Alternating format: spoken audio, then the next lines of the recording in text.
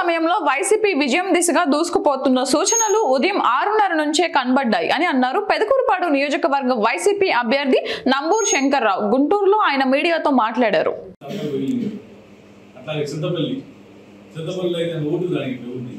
ఇల్లు వాళ్ళ మధ్యలో ఉంది బూతు. అక్కడ అందరినీ రానియకుండా 2-3 గంటలు ఆగిపోయింది. పోలీసు అక్కడ పోయి మాట్లాడేవాడు లేడు, ఒకటి కూడా. ఎన్నిసార్లు ఫోన్ చేయి, ఎవరు మాట్లాడేవాడు లేడు. అంటే అంత వ్యవస్థ అనేది ఇంతకుముందు ఎప్పుడు కూడా ఎలాంటి ఎలక్షన్ ఈ స్టేట్లో ఇలా ఎలక్షన్ చూడలేదు. ఇంత దారుణమైన వైపు బీజేపీతో పొత్తు పెట్టుకునేది ఈ ఆంధ్రప్రదేశ్కి ఏమైనా ఉపయోగం చేద్దామని అర్థం చేసింది. ప్రత్యేక హోదా ఇస్తారా, రైల్వే జోన్ ఇస్తా ఉన్నారా, లేకపోతే స్టీల్ ప్లాంట్ ఏమైనా ప్రైవేటీకరణ చేయడం ఆపేడా? ఏం చేస్తానంటే నువ్వు ఇచ్చావు, పొత్తు పెట్టుకున్నావు. ఈ ఓన్లీ కేవలం ఎలక్షన్ చేసుకోవడానికి. అయినా ప్రజలు గమనించారు. ఏ గ్రామంలో తగాదు పెట్టుకున్నారో ఆ గ్రామంలో 90% 75 తాలూరులో గొడవ చేయాలని చూశారు. మాకు ఎక్కడైతే మెజార్టీలు వస్తాయో పాటిబండ్ల, దొడ్లేరు, మునగోడు, ఇలా ఏ గ్రామంలో పడితే ఆ గ్రామంలో మాకు 1000, 2000, 3000 వచ్చే గ్రామాలు ఇవన్నీ.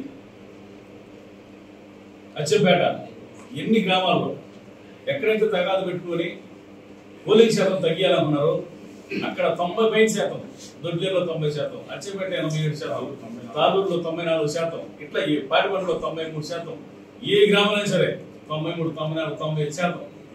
హైయెస్ట్ ఇప్పుడు జరిగినట్లు నాకు తెలిసి మంది 89.18% మంది పోలింగ్ అయింది. మరి అంటే జగన్మోహన్ రెడ్డి గారికి లేడీస్, ముఖ్యంగా లేడీస్ ఓటర్స్ పిల్లల నుంచి చూపెట్టి ఓట్లు వేయడం జరిగింది.